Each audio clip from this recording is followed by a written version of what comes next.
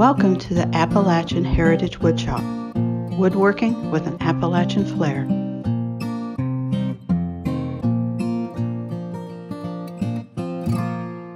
This is Jerill with the Appalachian Heritage Woodshop.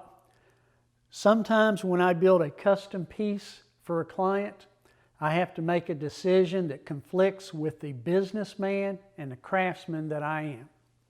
This is a good example. This is a very nice custom-built coffee table. It has solid ash legs. It's got some nice oak shelving and carcass. The drawer fronts are oak.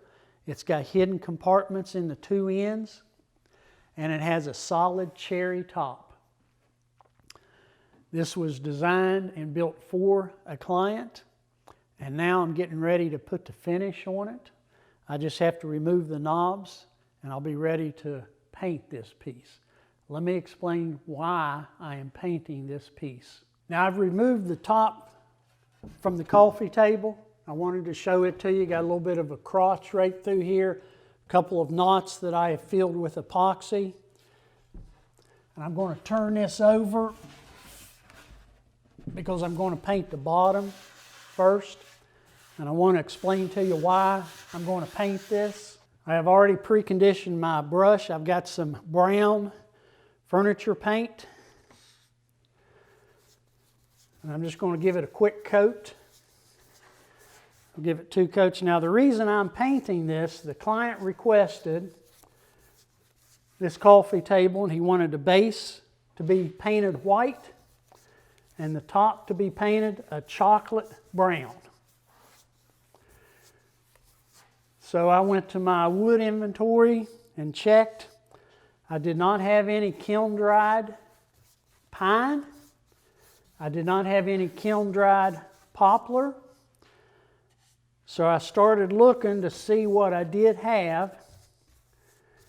And I happened to have 2 cherry boards left over from a previous job.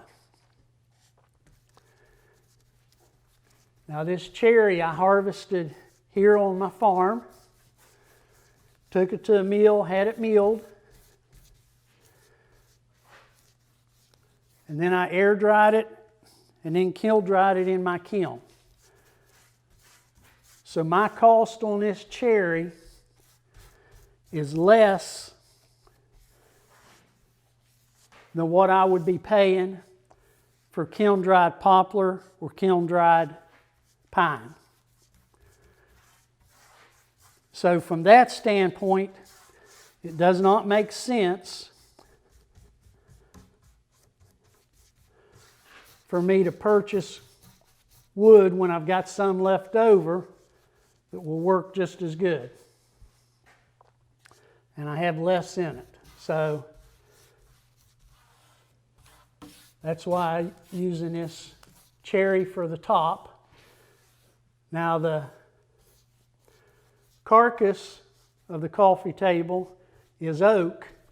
And again, that's some oak that I harvested and that I kiln dried myself. So I have very little in it. And the same way with the ash legs, those are left over from a previous project. I had just enough ash to do the legs.